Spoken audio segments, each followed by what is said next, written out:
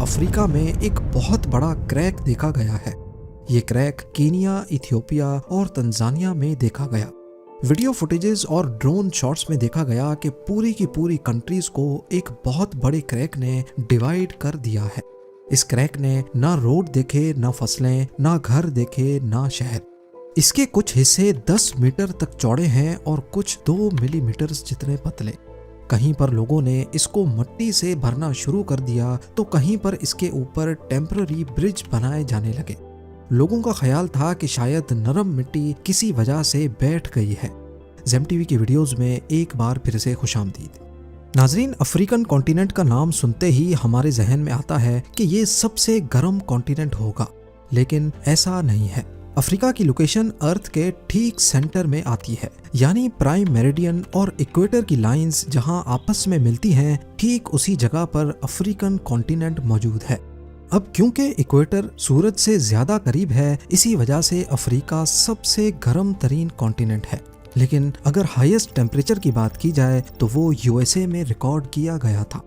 Africa गर्म तरीन continent है, लेकिन इसका मतलब ये नहीं कि अफ्रीका में सर्दी नहीं पड़ती। यहाँ इफरान के मकाम पर -23 डिग्री सेल्सियस रिकॉर्ड किया जा चुका है। बात की जाए रंगों की तो अफ्रीकन कॉन्टिनेंट यहाँ भी अनोखा मंजर पेश करता है।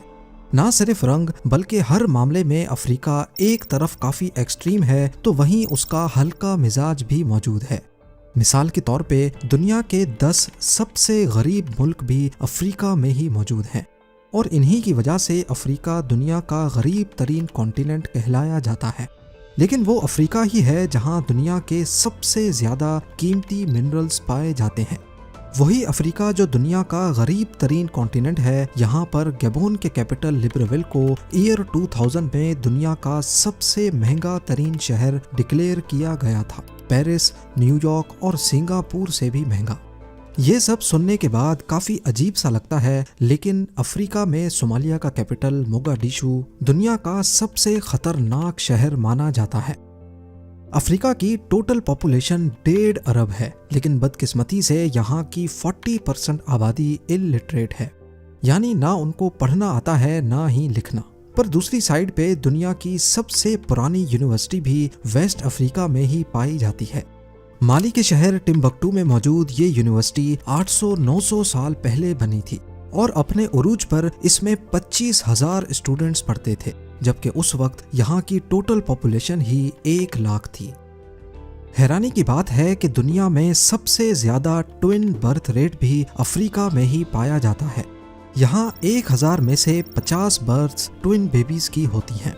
ये इंटरनेशनल ट्विन बर्थ रेशो से कई ज्यादा है, लेकिन अभी तक साइंस इस बात से लाइल्म है कि अफ्रीका में ही ऐसा क्यों होता है। दूसरी तरफ यहाँ पैदा होने वाले हर 14 में से 1 बच्चा पैदा होने के बाद घर पहुँचने से पहले ही मर जाता है। चाइल्ड मोर्टेलिटी का ये रेशो भी दुनिया में सबसे ज्यादा अफ्रीका में ही पाया जाता है। ईस्ट अफ्रीका में कीनिया अपने रनर्स की वजह से खासा मशहूर है।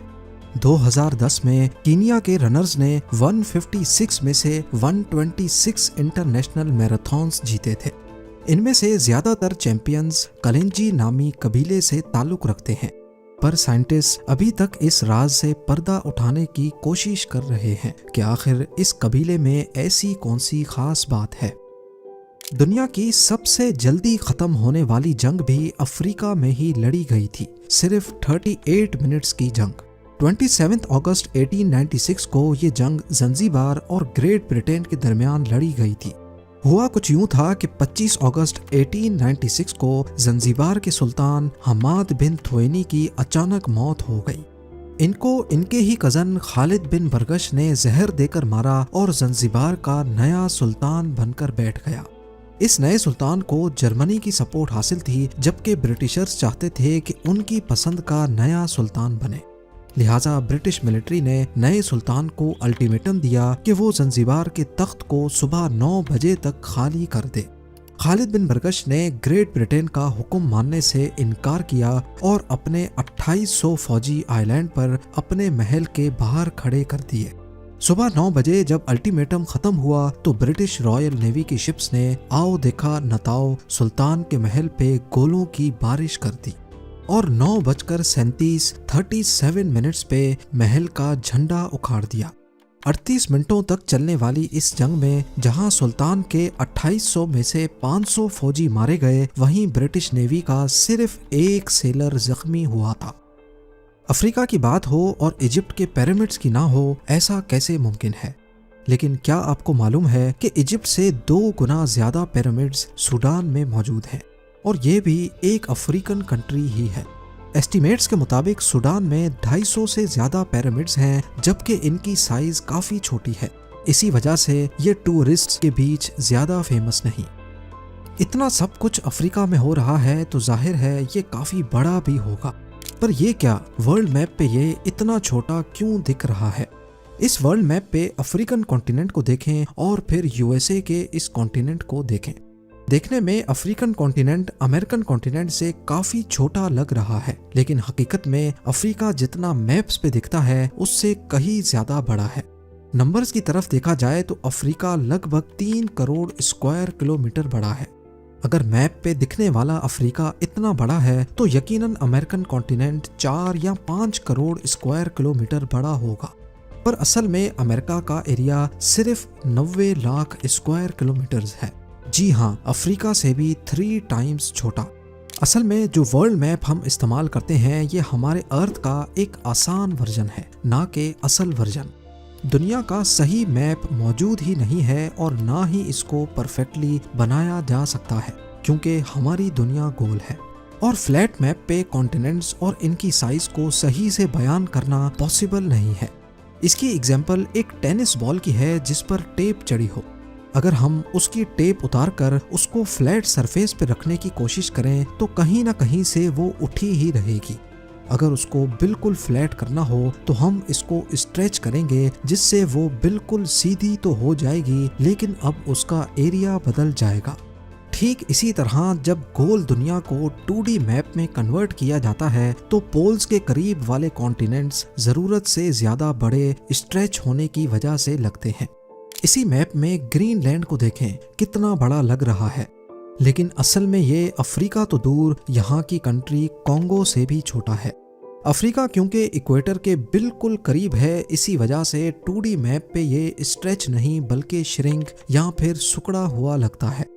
हकीकत में ये इतना बड़ा है कि इसके अंदर पूरा यूएसए, चाइना, इंडिया और इवन यूरोप का भी काफी सारा हिस्सा फिट आ सकता है।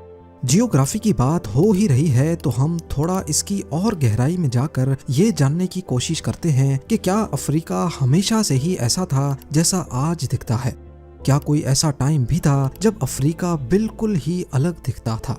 साइंसदानों का कहना है कि हर 50 करोड़ सालों के बाद हमारे अर्थ की टेक्टोनिक प्लेट्स सारे कॉन्टिनेंट्स को आपस में जोड़ देती हैं, जिससे एक ही बड़ा सुपर कॉन्टिनेंट बन जाता है। आखिरी बार ये सुपर कॉन्टिनेंट 20 करोड़ साल पहले टूटना शुरू हुआ था, जिसको आज पेंजिया कहा जाता है। इस एनिमेशन में आप देख सकते हैं कि कैसे एक ही सुपर कॉन्टिनेंट टूटकर अलग अलग छोटे कॉन्टिनेंट्स में बंट गया। साइंसदानों का दावा आज प्रूव भी होता है, क्योंकि ईस्टर्न साउथ अमेरिका की शेप वेस्टर्न अफ्रीका के साथ एक पजल पीस की तरह मैच करती है। पेंजिया की इस थ्योरी को मजीद साबित करने के लिए साउथ अमेरिका और अफ्रीका में मीजोसोरस के फॉसिल्स मिले हैं, जिससे ये जाहिर होता है कि ये दोनों कॉन्टिनेंट्स जो आज समंदर पार हैं, ये असल में कभी एक ही हुआ करते थे। और साउथ अमेरिका में अमेज़न रेन फॉरेस्ट में पाई जाने वाली काफ़ी स्पीशीज ऐसी हैं जो वेस्ट अफ्रीका के इन जंगलात में भी पाई जाती हैं। गूगल अर्थ पर भी आप अफ्रीका के इस हिस्से को ऐसा ही हरा भरा देख पाएंगे जैसा कि साउथ अमेरिका है। पर क्या अफ्रीकन कॉन्टिनेंट हमेशा ही ऐसा रहेगा? कॉन्टिनेंट्स के जुदा होने का ये प्रोसेस करोड़ों सालों से चलता आ रहा है और अभी तक चल रहा है। 2018 में खबरें गर्दिश करने लगीं कि अफ्रीका में एक बहुत बड़ा क्रैक देखा गया है। ये क्रैक कीनिया, इथियोपिया और तंजानिया में देखा गया। वीडियो फुटेजेस और ड्रोन शॉट्स में देखा गया कि पूरी की पूरी कंट्रीज को एक बहुत बड़े क्रैक ने डिवाइड कर दिया है। इस क्रैक ने ना रोड देखे, ना फसलें, ना घर देखे, ना शहर। इसके कुछ हिस्से 10 मीटर तक चौड़े हैं और कुछ 2 मिलीमीटर जितने पतले। कहीं पर लोगों ने इसको मिट्टी से भरना शुरू कर दिया तो कहीं पर इसके ऊपर टेम्पररी ब्रिज बनाए जाने लगे। लोगों का ख्याल था कि शायद नरम मिट्टी किसी वजह से बैठ गई है, पर असल में साइंटिस्ट का कहना है कि अफ्रीकन कॉन्टिनेंट 2 हिस्सों में बट रहा है। पहले ऐसा समझा जाता था कि अफ्रीका एक ही टेक्टोनिक प्लेट के ऊपर खड़ा है, लेकिन 1970 में कुछ ऐसे सबूत मिले जिससे ये पता चला कि अफ्रीकन प्लेट टूट रही है। जियोलॉजिस्ट्स को पहले से इसकी खबर थी, लेकिन उनको ये मालूम नहीं था कि ये इतना जल्दी हो जाएगा। तो अब सवाल उठता है कि क्या अफ्रीका वाकई में 2 हिस्सों में तकसीम हो रहा है, जैसा कि करोड़ों साल पहले साउथ अमेरिका इससे अलग हुआ था? इसका जवाब अभी तक किसी के पास नहीं है। इसमें कोई शक नहीं कि ईस्ट अफ्रीका की टेक्टोनिक प्लेट का बहुत बड़ा हिस्सा टूट चुका है, रेड सी से लेकर मोज़म्बिक तक, और ये हर साल करीब 6 मिलीमीटर तक अफ्रीकन कॉन्टिनेंट से दूर हो रहा है। ये भी हो सकता है कि ये पूरा हिस्सा अलग होकर एक आइलैंड बन जाए, या फिर इसके बीच रेड सी की तरह कोई नया ओशन नमूदार हो जाए, या फिर ये प्रोसेस यहीं पर ही रुक जाए। साइंटिस्ट का ख्याल है कि जो कुछ भी होगा इसको करीब 5 करोड़ साल लग जाएंगे। आगे चलकर जो भी हो, पर आज हम इस प्रोसेस के यानी कॉन्टिनेंटल रिफ्ट को देख सकते हैं और इसके आई विटनेस भी हैं। ये हमारे लिए एक याद दहानी भी हो सकती है उन तबाहकुन ताकतों की जो जमीन के नीचे छुपकर अपना काम कर रही हैं। अफ्रीका की गहराई में सिर्फ तबाहकुन ताकतें ही नहीं, बल्कि पूरी दुनिया में पाए जाने वाले नेचुरल रिसोर्सेज का 1/3 हिस्सा भी मौजूद है। यहाँ तक कि दुनिया में जब भी किसी नायाब मिनरल की तलाश करनी हो तो साइंटिस्ट सबसे पहले अफ्रीका की जमीन को चुनते हैं, क्योंकि उनको पक्का यकीन होता है कि ये कहीं और मिले ना मिले, अफ्रीका में जरूर मिलेगा। मिसाल के तौर पे कोलंबाइट टेंटलाइट एक ऐसा मेटल है जो आजकल इलेक्ट्रॉनिक्स को बनाने में काम आता है। इसको अक्सर कॉल्टन भी कहा जाता है। इसकी खास बात यह है कि इसको जंग नहीं लगता और इसका मेल्टिंग पॉइंट भी काफी ज्यादा होता है। इस मेटल से कैपेसिटर्स बनाए जाते हैं जो आजकल हर इलेक्ट्रॉनिक डिवाइसेस में इस्तेमाल होते हैं। अंदाजा किया जाता है कि इस मेटल के 80% रिजर्व्स अफ्रीका में ही पाए जाते हैं। इसी तरह एल्युमिनियम की प्रोडक्शन में इस्तेमाल होने वाला बॉक्साइट भी अफ्रीका में ही पाया जाता है।